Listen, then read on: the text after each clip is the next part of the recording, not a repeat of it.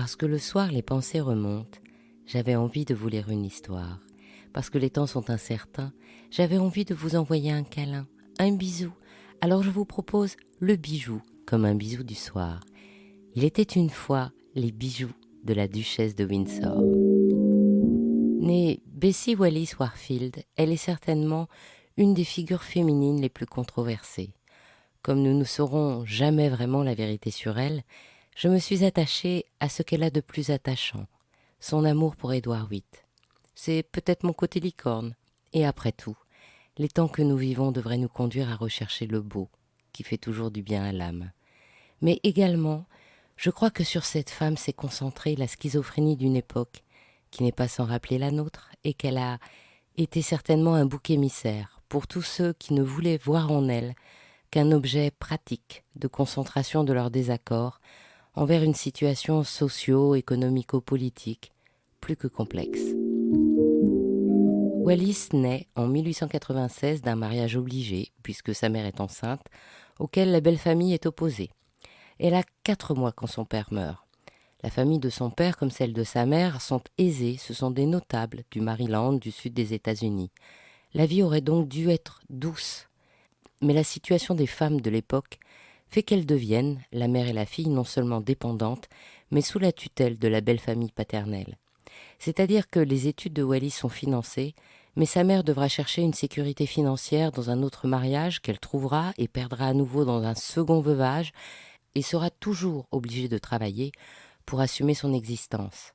Dans le contexte de l'époque, cela veut dire sous-louer ses chambres ou faire table d'hôte, car les femmes de son milieu ne savent pas travailler de leurs mains, et les femmes ne peuvent pas non plus prétendre à un emploi intellectuel.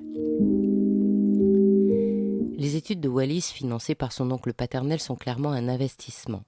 Elle entre à Oldfield School, qui est l'école de filles la plus chère de l'État et dont l'objectif pédagogique est de former les futures épouses d'hommes du grand monde. Donc, quand elle en sort en 1914, son objectif est logiquement de se marier. Elle épouse en 1916 Earl Winfield Spencer.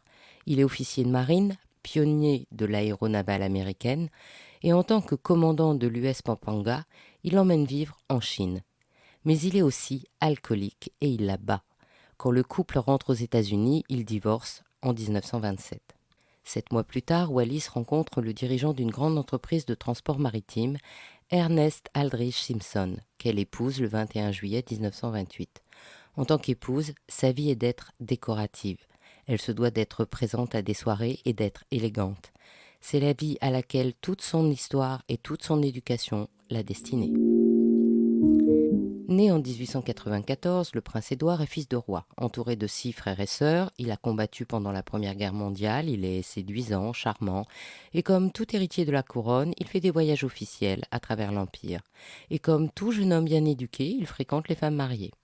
Dans la bonne société, tout le monde ferme les yeux sur les aventures extra-conjugales, puisque c'est l'approche d'une jeune fille sans intention de mariage qui est déshonorante pour les deux parties. Il est narcissique, un petit peu cyclotimique, mais cela n'inquiète personne. En 1929, il a installé sa maîtresse, la vicomtesse Thelma Furness, une américaine mariée à un aristocrate complaisant, dans sa résidence de Fort Belvedere, dans le parc du château de Windsor. Et c'est justement elle qui le place lors d'une soirée à côté de Wallis Simpson en 1931.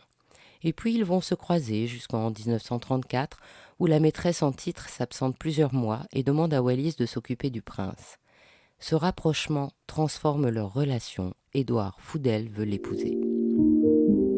La montée de boucliers contre eux, et surtout contre elle, est, si on regarde avec des yeux d'aujourd'hui, le résultat d'une communication absolument pas maîtrisée. Édouard doit très bientôt être couronné.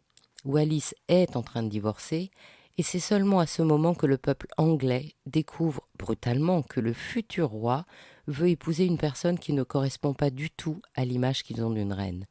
Alors bien sûr, le Parlement se met aussi à protester, et les syndicats s'en mêlent pour faire bonne mesure. Comme si l'entourage du prince, les services de protection et les services secrets du gouvernement n'avaient pas su que dès 1934, le prince écrivait « Ma bien-aimée Wallis à moi, comme cette semaine a été longue, et combien adorables vont être lundi et mardi et tous les jours que nous passerons ensemble. Oh ma chérie, combien je vous aime, et plus, et plus. La suite est connue. Le prince est roi en janvier 1936 et abdique le 10 décembre au matin. C'est cette abdication volontaire qui va choquer plus que tout le peuple anglais et frapper les gouvernements voisins. Et ce roi, qui n'était pas assez fort ou assez stratégiquement doué pour imposer une épouse, passe depuis pour la victime d'une femme manipulatrice. Le peuple anglais et les alliés l'ont peut-être échappé belle.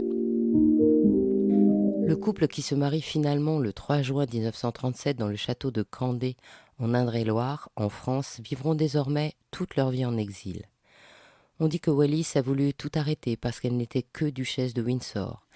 C'est oublier que c'est lui qui de prince est descendu à duc. Elle n'était qu'une épouse américaine et est devenue duchesse. Et elle est restée avec lui partout, en exil, en Allemagne, aux Bahamas, en France. Ils étaient complices, partageaient ensemble leurs journées, leurs loisirs, leurs soirées, les mondanités et leur amour. Elle aime les bijoux. Édouard lui offre dès 1936, bien avant son divorce, un splendide bracelet de diamants et rubis Van Cleef & Arpels, où il fait inscrire sur le fermoir « Hold Tie », c'est-à-dire « tenir bon ». Puis il complétera ce cadeau par un splendide collier-cravate en diamants et rubis, dont la partie centrale se compose d'une chute en drapé qui est amovible. À cette date, il commence à lui offrir des charmes en forme de croix qui s'accrochent à un bracelet de diamants Cartier. C'est un des bijoux les plus intimes de leur relation, car chaque croix comporte un message apparent ou symbolique de leur vie. Chacune est d'une couleur différente en fonction des pierres qui la sertissent. La croix d'Aigues-Marines exprime leur amour, l'émeraude une radiographie de Wallis. Derrière la platine, il lui déclare son amour en écrivant « We are » et en utilisant les initiales W et E en jeu de mots. Il fait inscrire « Dieu garde le roi » pour Wallis le 16 juillet 1936, après qu'il ait échappé à une tentative d'assassinat. Wallis aime le bleu. Pour leur mariage, Édouard lui offre un bracelet jarretière pavé de saphirs et de diamants Van Cleef & Arpels qui porte l'inscription « Pour notre contrat ». Wallis est raffinée. Elle a un style très personnel auquel les couturiers s'adaptent. Elsa Schiaparelli crée pour elle le bleu Wallis et ses vêtements épurés mettent en valeur ses bijoux. Elle crée un art d'être où l'harmonie est le maître mot. Elle se pare de saphirs pour dîner dans sa salle à manger bleue, met des diamants jaunes dans la bibliothèque afin d'être en accord avec la chromatique du décor, une élégance qui ne peut que créer une atmosphère propre à apaiser Édouard. Elle s'entend très bien avec Jeanne Toussaint, la directrice haute joaillerie de Cartier, qui imagine dès 1940 pour Wallis une broche en forme de flamant rose incrustée de diamants. Le ramage est orné d'émeraudes, de rubis et de saphirs carrés et les pattes sont articulées. Jeanne Toussaint était surnommée la Panthère. Depuis que de retour d'un voyage de Kenya, elle arborait un manteau léopard et dirigeait la création du bestiaire joaillier. Et Wallis lui suggère de réaliser une panthère. La première broche panthère pour la duchesse de Windsor est réalisée en 1948. Et Wallis place à la ceinture ou sur son épaule la panthère pavée de diamants avec pelage de saphir et au regard de diamants jonquilles, assise sur un gigantesque saphir de 152 carats qui attire tous les regards. En 1952, ce seront 2 panthères souples qui s'enroulent autour des poignets qu'Édouard lui offrira. Une autre fois, le duc de Windsor apporte chez Cartier de magnifiques améthystes. Cartier y ajoutera des turquoises et créera le célèbre gorgerin qu'Édouard offrira à Wallis en 1947. C'est encore chez Cartier qu'il demandera de changer la monture de la bague de fiançailles pour célébrer les 20 années communes qui viennent de s'écouler, ensemble. Et quand il lui offre les célèbres 3 anneaux entrelacés de Cartier, il y fait graver « Darling Wallis ». Elle a rencontré Suzanne Belperron et adore ses bijoux. Il lui commande pour Wallis une superbe parure de calcédoine au bleu si tendre, avec un collier orné d'une fleur en glyptique et diamants, 2 bracelets et des boucles d'oreilles assorties. Et comme le bleu saphir lui va si bien, il lui trouve un saphir extraordinaire de 206 carats. Quand il lui offre un coffret à bijoux, il y fait inscrire « Pour Wallis, d'Édouard, 1949 ». Quand il lui offre une rivière de diamants, on peut y lire encore une fois « Hold Tie » avec leurs initiales W et E. Pour leur 20e anniversaire de mariage, Édouard offre à Wallis une broche en diamant en forme de cœur, surmontée d'une couronne d'or et de rubis, où deux X en rubis symbolisent des baisers et où les émeraudes entremêlent leurs initiales. En mai 1972, le duc de Windsor succombe à un cancer de la gorge. Wallis meurt en 1986. Son exceptionnelle collection de bijoux est mise aux enchères un an plus tard par la maison Sotheby's à Genève. Parmi eux, 87 pièces sont signées Cartier et 23 Van Cleef & Arpels. Les bijoux de Wallis, témoins de la vie et de l'amour du couple Windsor, ont encore une fois déchaîné les passions. Estimés pour 30 millions de francs, ils ont été vendus près de 300 millions de francs, c'est-à-dire 42 millions d'euros.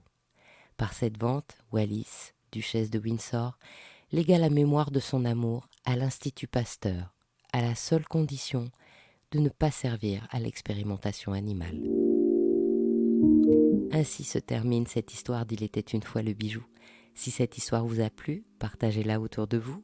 Pour vous aussi, envoyez plein de bijoux bisous et encouragez-moi en me mettant plein d'étoiles et de likes. À demain pour un prochain bijou, un nouveau bisou du soir.